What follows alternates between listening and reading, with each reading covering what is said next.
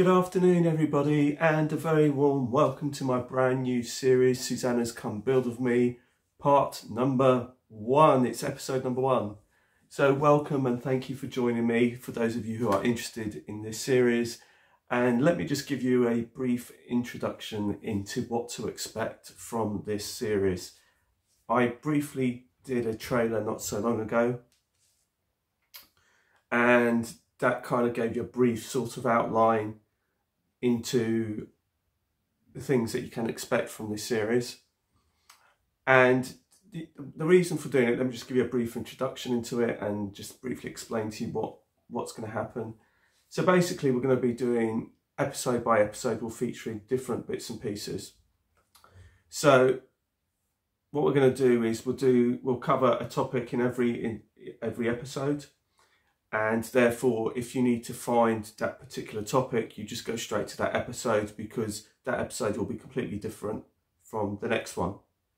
So hopefully that will make it easier, that for people who basically maybe not necessarily need to see the whole series, or maybe not interested in that particular episode, but might be interested in another episode, it's easier for them to then find what you're looking for. So it's Susannah's Come Build With Me, and this is the reason for me doing this is a number of people throughout the months and years have said to me and asked me from time to time and said to me, oh, I love the way you do this or do that. And, you know, is there any chance you could show us this and that? So what I wanted to show you is that railway modelling doesn't have to be overly expensive. We'll just leave that to the main protagonists, being all the big players who want to sell us these locos at fairly high prices.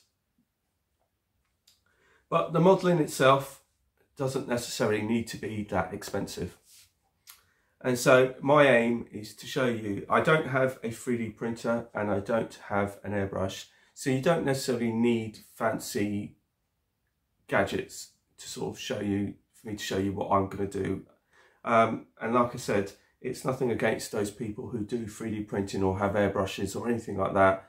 It's just, I'm not comfortable with using those items, and like I said, I leave that to those who know what they're doing on the 3D printing side, and on the airbrushing side I have no clue, and I think that I wouldn't be very good. So I'm quite happy to sort of say, these are my strengths, these are my weaknesses, I'll leave my weaknesses over there and then concentrate on my strengths, which are over here. So what's today's topic? So today's topic is going to be tools. Just some of the tools that I use to get things built here at Mildenhall and Volmer, or Mildenhall Districts now as it's more known.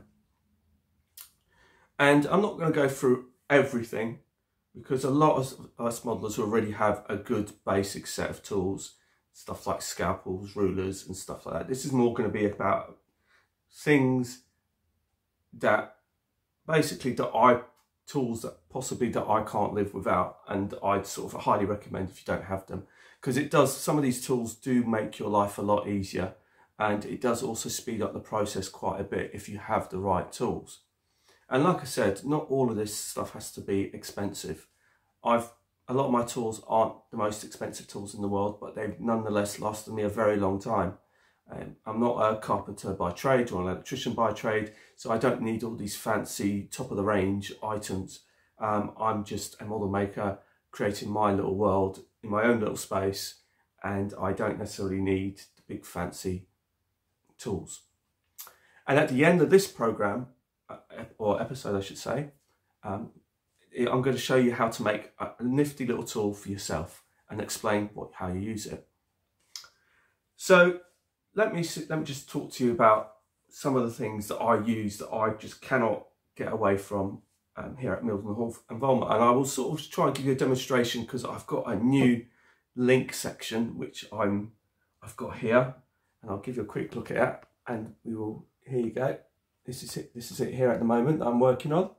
That's my new sort of section that I'm working on, and I will get through to that shortly as I'll explain to you some of the tools that I've used to make this link. So some of the things that I can't live without. I live in a flat, and because I live in a flat, I have to be a bit wary of my surroundings and my neighbours. And as many of you will know, who've been following me here for some time, will know that I have had issues with my neighbours in the past. So that means when I'm doing track work, I will use a pin pusher, and you basically put the pin at the end and then you just sort of plunge it down, and that will get plunged into the woodwork. And I tend to use this a lot. I got this from my local model store. It's something I use because I can then lay track sort of at quieter times, because I'm not getting a hammer out or anything like that and bashing my pins into the wood. So this is absolutely fantastic for those of you who are in these kind of environments like myself, where you do have your neighbours around you and you may be a little bit conscious of making too much noise around you. Something else that I find that I can't live without, and I'm not exactly sure what you call these tools. I got another one recently because I lost my other one, and I'm so lost without this. And this it's basically like a little claw, and I use this to remove pins from my track. So when I want to relay the track and I need to lift the pins, I use this little tool here to get underneath, and also to raise the track pins, or even just to raise the track slightly if it isn't quite level. It costs me very, very little. It costs me about £3 or £4. I got this from my local tool station, and I find this really, really just absolutely brilliant for just taking the pins out. I've also used it to put the track in between the middle, and then you can scrape off any ballast along the sleepers after ballasting, and you can just use that to take the ballast off, which I find that really, really helpful. A bradawl is something else that's quite useful. Again, I've had this one for ages. I know I'll be using this later, and I'll show you why in a little while. But like I said, just to make holes generally, just things like that. Now, I'm going to show you some Yoo-hoo, and I've also got some other glue, PVA glue, which I bought from Poundland. And basically Poundland is a fabulous way to get your glues on the cheap. I've got glue sticks for my glue gun. I've got this. I've also got PVA, all from Poundland. So if you're looking to save yourself money, go to places like Poundland, and it will just save you a bundle on materials. I mean, if you go to, say, Wicks's or Homebase or B&Q, whichever your choice, and you buy a bottle of PVA, it's usually about £4 or £5. And you know, you can go to Poundland and get the cheap stuff for about £1, which I've been doing. And I tell you what, you know, it's lasted a long time, and it goes really well. And it's not quite as thick consistency, which is probably why you pay less. However, it's perfectly suitable for my model making needs. Also, I found very useful is this tool, which I'm sure many of you will have. This is called it's a Dremel type tools, is the easiest way to say. I do need a replacement, and the actual head is broken on it. I don't know what happened, the chuck's now gone, so I need to get another Dremel, but I will be purchasing another one of these Dremel type tools. But it is very, very handy to have in the toolbox. I've used this a lot over the years, and it only recently just gone, so I'm going to have to replace that. But like I said, it wasn't that expensive. This was a Lidl's. It was a Lidl's item. It was either a Lidl's or an Aldi. I can't remember the two, which one it is. It's a Parkside one. And so those of you who are familiar with Parkside tools will know that they're not terribly expensive. So, you know, if you haven't got these kind of tools, you can still get them relatively cheaply. Like I said, you don't have to go all out and buy like the biggest and best well-known brands out there and spend a fortune on tools that you might only use every so often. As it so happens, this Dremel has had a pretty hard working life on my layout, so I'm kind of lost without it, in all honesty. So I love my Dremel, so I will be replacing this very, very shortly, which is probably why it's broken, because I've used it so often. Something else that I've got to show you is a glue gun. I have this one. This is a little mini one, and this is from Hobbycraft. You get these for about £5, and then you can get the glue sticks from Poundland for, yes, you guessed it, just £1 solitary. So, and this is an absolute godsend for the smaller tasks.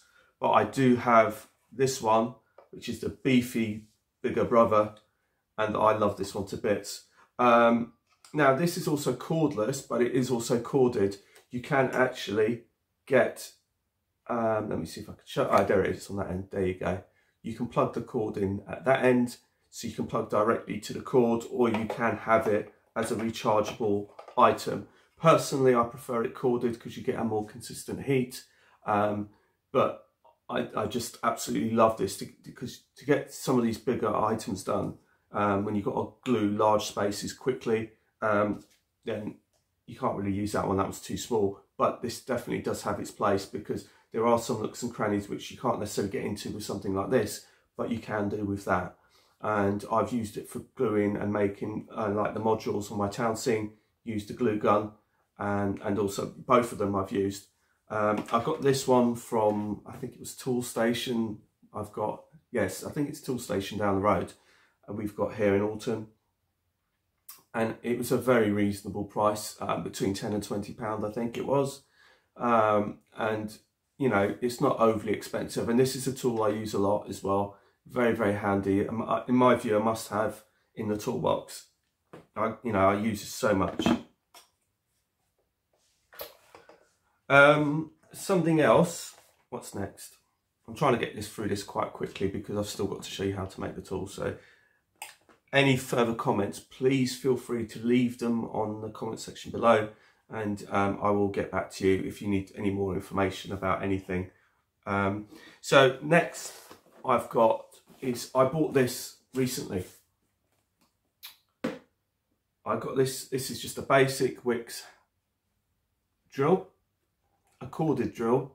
I do have a cordless drill as well, and the corded drill I bought very recently because, well, my corded drill that I had for years and years and years and years also died on me a little while ago, and that finally gave up the ghost. But like I said, I got my money's worth out of it.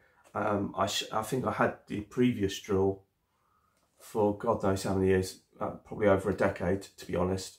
And so, you know, I got my money's worth for it. And I actually used to work for Homebase, so that was an ex-display. I actually only paid £5 for that drill at the time as an ex-display, believe it or not.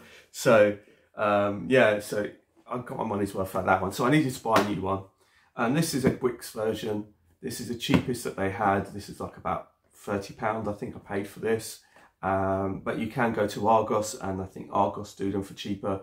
You can get, like I said, some of these tools do not have to be expensive to, you know, to do what you need to do. What I would say about this is, if you are going to get a cheap corded drill, is get one with a keyless chuck, because it does make a huge difference if you do have a keyless chuck, because it just means that you can swap out bits really quickly without having to go through the hassle of having the key to undo the chuck. And my cordless drill is actually the same. It is actually a keyless chuck, I should say. Now the thing is, when I bought this one is actually another Wix product. Here you go, and it came with 2 batteries, so I can have battery on the go all the time consistently. So what I've been doing, basically I use these two in conjunction together, and that's because what I tend to do is I sometimes have the drill bit, the screwdriver bit on this one and the drill bit on this end, and then that way I can just create the hole with this and then screw it in with that one, and then it's just so much quicker. You make your life so much easier by having these two working in conjunction with one another. So that's what I tend to use. I did show you on when I was doing the extension at Goswell Sidings that I have also bought a mini screwdriver, and it's one of these. It's a lovely little gadget, lovely little tool, another inexpensive tool. Like I said, this is from Wix. A lot of my stuff is basically Wix branded because Wix is what I have to here, locally here. So, you know, you might have a B&Q, you might have a Homebase, you know. It doesn't, like I said, the point being is that you don't have to spend a lot of money on tools to get the results you require. It's just how you go about doing it to achieve it. And this one has also got a little button on it, so you can have it as a straight piece or as a gun. And again, it's also like rechargeable, and it's really nice actually. I love it to bits. It's actually really good. So, and it comes with a whole host of screwdriver bits and this sort of attachment that goes onto the drill bit or drill. So I tend to use that. Like I said, if we just sort of move you down, you know, things like this, screwing the holes in, you know, you've got one drill doing the holes, you've got another drill actually screwing it in, so it's screwing in the screws. So you could just quickly just bash it out and just get on with it and just do it. And then that's kind of what it is. And it's the same with these battens that I've made. It's like I said, you use all kinds of tools. Now, I do have a table saw, which some of you may have seen. It's an electric table saw, and you can get through these battens quite quickly. But sometimes it's just easier just to use a good old-fashioned saw, which is what I do, because sometimes it's just easier and quicker just to do that than go through all the hassle of getting the big table saw out. And that's something else that I do and use. Just going back briefly to the drills, I did buy this off of Amazon. I can't remember how much I paid for it. This is a set of drill bits with countersunk pieces, and I'll show you the big one because that will give you a clearer view of. Now, there's all different kinds of sizes. I've got loads of sizes, but this is kind of like an all-in-one tool, and it's also adjustable. So it is a countersink bit and the drill bit all in one. So you don't have to go through all that hassle of changing the drill bit to put a countersink bit. You just do it all in one go, and it's adjustable. You've got a little nut there and you just put an Allen key in there just to slacken it off. You can then slide the countersink bit further forward or further backwards depending on the depth that you need. And like I said, I got this off of, and it's an absolute godsend, this is, because it saves so much time. You get through things done so much quicker because you don't have to bother changing the bits to actually get from one drill bit to a countersink bit. But you just do it all in one go, and then after you're ready with the other gun, with the other drill, just to go in and just put the screw, drive the screw in, I should say. So, like I said, I've got a pack of these off of Amazon, as you can see. Like I said, it's one of my must-haves as well. I think it's such a useful, really useful item for somebody who's doing woodworking and stuff like that. Like I said, it's just saved me so much time, to be honest. Ever since I bought it, it's just saved me so much time. And I'll talk you through a spirit level as well, but like I said, we all know what a spirit level does, but always good to have one. I've got a few of them knocking about. What else have I got to show you? Now, this is something that I was talking to Richard over at New Junction about. If I just take you to my lap, there you go. Let's just get rid of that for a minute. I got this from eBay. I haven't had it that long, and I pointed Richard from New Junction, Hornby, Richard Watson, in the direction of this tool. And this is, I got this from eBay a little while ago. Now this tool is used to cut the MDF, and it's also used to cut these curves. So you can mark your curves out on your MDF or ply, I should say. This is plywood, but you can use it on MDF. And basically, you then use this tool to then cut it, and it's very, very quick. It's very, very simple, and it's very, very minimal. And here it is. And it's a precision circular saw, and since I've had it, since I've had it a few weeks. Now, I hadn't really used one before proper. I've used this a lot, and it gets through a lot of work very, very quickly. It cost me £26. So this isn't, was it £26? Maybe less actually. I know they ranged. So I can't remember, but I did look around and I was looking at the specifications and everything as well. This says it cuts up to 12mm wood. But what I found is that 9mm is best. I found that although it does cut through 12mm, it doesn't always cut cleanly. And so you sometimes have to kind of snap the wood off and then sand the edges off and sand all the burrs off. So I find that if you're using 9mm ply or MDF, then it will be no problem at all. And but sometimes, like I said, although it does say it will cut through 12mm, it doesn't always cut cleanly on 12mm, like I've found. But it's a wonderful item. Like I said, it hasn't cost me a huge amount of money. And again, this does get through the work very, very quickly. This is stuff for like 9 to 12mm stuff. This isn't stuff for like the battens for making a framework that you just use a normal saw or the table saw that I have. So these are some of the items that I have and that I use here at Mildenhall and Volmer, or Mildenhall District as I should say.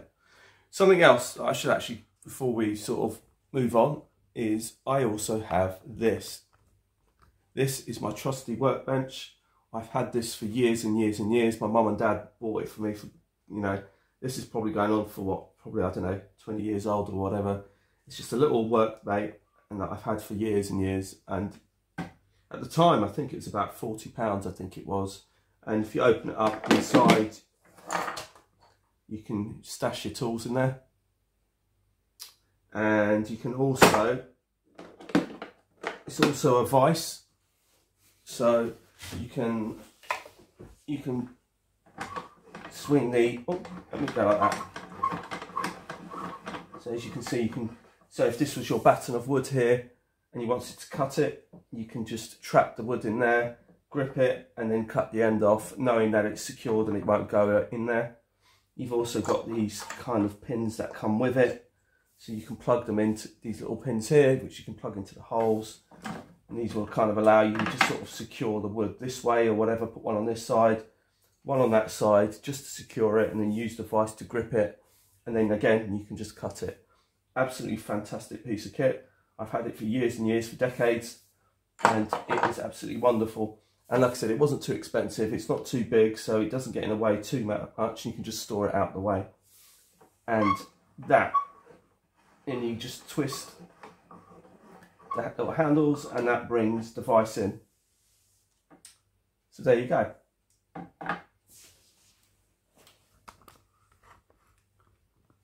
So those are some of my tools that I have and that I use here. There are obviously other tools which most modelers will have, things like vices, scalpels, rulers, set square. Set square is also another very important one that I use. And there's probably other tools that I use that's also just as equally as important. But the point being is you don't necessarily have to spend a lot of money on these tools to get great results. It's knowing how to use them and the context in which you're using them to get the great results. I'm not claiming to be, I'm not a professional woodworker or carpenter by any stretch of the imagination. I just try and get by just like many of you do. And so I just try my best with the tools that I have, but I have found that these particular tools that I've demonstrated to you and showed you are ones that I really couldn't be without. You know, some of these tools really do make your life a lot easier and a lot quicker to get through. And you can just literally, like I said, if you've got one tool, you know, you've got a drill here in this hand, a cordless drill in this hand, and a corded drill in the other hand. One's doing one job, one's doing the other job. You don't have to keep messing around, swapping bits and pieces around. You can get through stuff done a lot quicker than if you're just having to keep swapping out one for the other.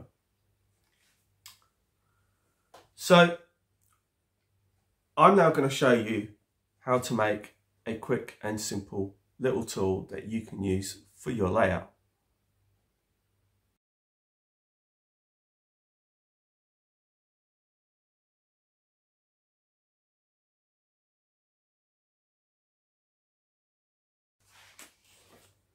So we're now going to make our first thing here at Susannah's Come Build With Me. So this is very exciting. Our first little mini project, and it's a little tool to help you make your roads and plan your roads. So what we're going to do is we're going to use this, an Oasis block. This is a brand new one, but I won't be using this one because I've got some offcuts to hand. So here is an offcut of an Oasis block, and we're going to quickly show you how to make your own road marker. So you're going to need a steel rule. It doesn't have to be steel, but it's just a ruler, so you can mark it. You can use Oasis blocks for this, or you could use a offcut of wood, or you can use polystyrene. If you use wood, you would have to get a drill to make the holes. So that's why you kind of use this, because this is nice and easy. This works, it's very easy to work with, and it has been used on my new link project, as you can see here, for the embankments. So the other thing you're going to need is a sharp knife if you go down this road. Now, I will tell you now that if there's anybody watching that of the younger variety, then please get an adult to do this for you, because you don't want any accidents for anybody. So I'm going to just take you down to my little tool, and I know it's a bit difficult to see because it's like green on green, but this is it, and this is our knife. It's a rather sharp knife, but it is very, very easy to work with. And all you're going to do is just going to take a slice. That's all it is, and this is so easy to work with.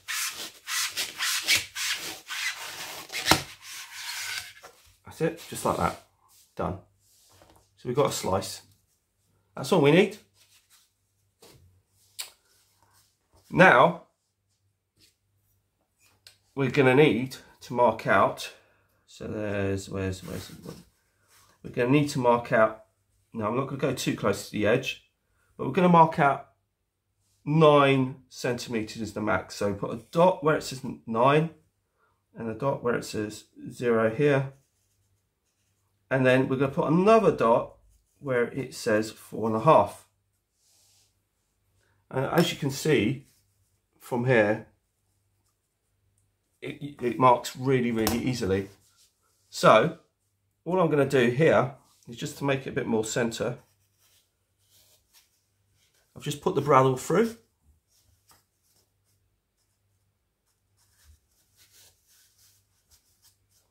And then, see, I've now got 3 holes, and all I need to do is just poke the bradawl through.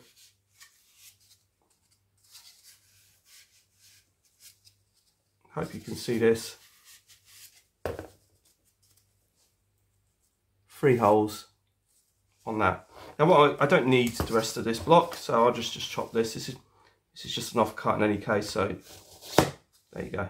See how easy it is to manipulate that, shape that? It marks so easily. I love working with this stuff. Right. So, what we're going to do with this? Well, you're now going to thread. Oops, I should show you what I'm doing. Oops.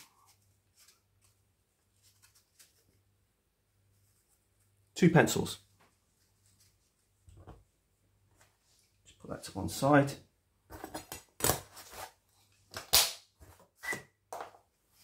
Now, where's my little... Ah, here we go.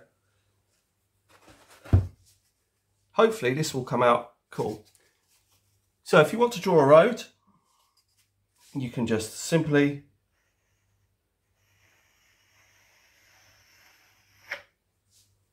and it doesn't matter, I don't know if you can see those 2 lines, but they're there. This is done freehand, but I don't know if you can see them, but you can see those 2 lines there. I'll do it again on another bit, just so you can see it.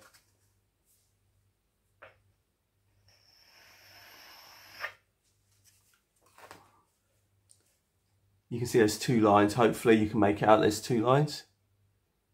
And basically it just means that the road is parallel.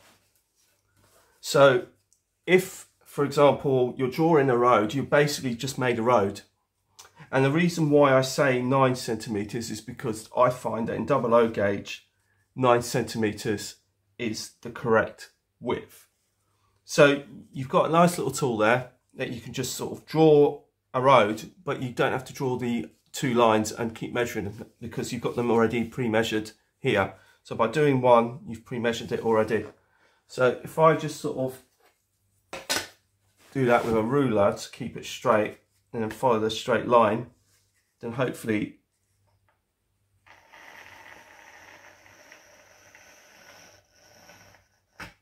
if I can keep it straight, that is, I've kind of missed a bit. But like I said, if you had a ruler there like that, you can sort of see that it's a parallel road. So that's kind of cool. It's a nice little device, but now you're saying to yourself, well, you've put a hole in the middle. And it's like, yeah, I have. So let me see if this works. And this is a pen that I've got. I maybe should have used a pen as well. So now I've got 3. So let's see how this works.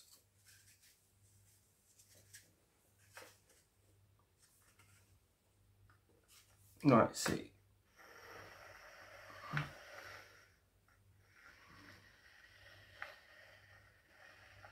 So I'm just trying to mark out the other line again. I think the pencil's a bit faint. I should have used some coloured pencils and it would have come out better. Bear with me a minute and I will try and get some pens. I think some pens would be better than pencils. Bear with me a minute. So we're now going to try it with some pens instead and see if that comes out better on the camera. But basically, it has. Let me show you this, like this. Hopefully you can see, where is it? I find it hard to see, to be honest with you. But you can see there's 3 parallel lines there. And basically that is your road that you've marked out. And that centre line there is basically where you can put your road markings. So that's how you do it. So let me see if I can, well, I've already drawn all over this one. But just so you can see, let me take a bit of card. I think a card would be better. Hang on a second. So I've now switched to a white piece of card, and so you can sort of see the effect that we're going for. So you can actually see, let me just get this all nicely leveled out. Because that's the thing, you need to get these leveled out to make sure. And we'll see how we go.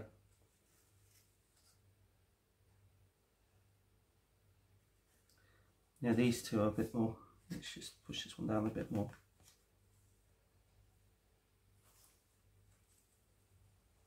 That's it. It just needs a bit more pressure. There you go. Now this is me just doing this freehand. But as you can clearly see, I've got a parallel lines. So you've kind of got, you can have one lane going this way, one lane going the other way, and then you've got a centre line there. So if you want to do your road markings, you can use that centre hole to create your road markings, so you know where the centre of the road is, all done with one little handy little tool, a little gadget. Like I said, obviously it's best to use pens rather than pencils, but you can use pencil as well.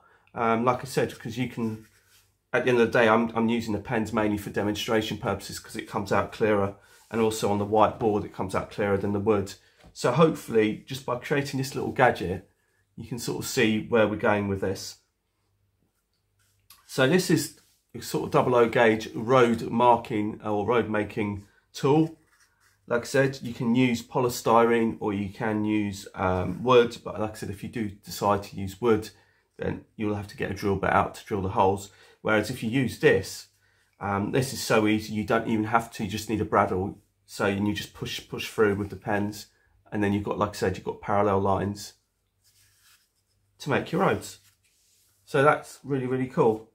So like I said, you want to do a curve.